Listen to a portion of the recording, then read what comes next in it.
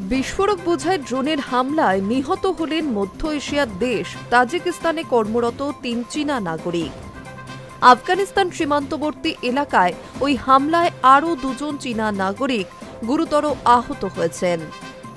শুক্রবার সকালের ওই ঘটনার জেরে কড়া প্রতিক্রিয়া জানিয়েছে চীনের শি জিনপিং সরকার।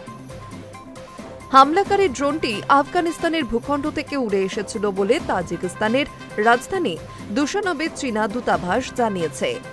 সাবেক সোভিয়েত প্রজাতন্ত্র তাজিকিস্তানের দক্ষিণ পশ্চিমাঞ্চলীয় খাতলন প্রদেশে ড্রোন হামলায় হতাহতেরা চীনা খনি কোম্পানি এলএলসি শাহিন এসএমএ কর্মরত ছিলেন বলেও বিবৃতিতে জানানো হয়েছে। ওই এলাকায় স্বর্ণ খনিতে কাজ করতেন তারা। তবে তালিবান শাসিত আফগানিস্তানের কোন গোষ্ঠী এই হামলায় জড়িত তা নিয়ে কোনো মন্তব্য করেনি বেজিং।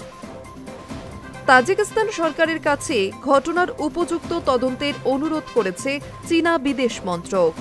আফগানিস্তানের তালিবান সরকারকেও উপযুক্ত ব্যবস্থা নিতে বলা হয়েছে। যদিও কাবুলের তরফে কোনো প্রতিক্রিয়া দেখা যায়নি।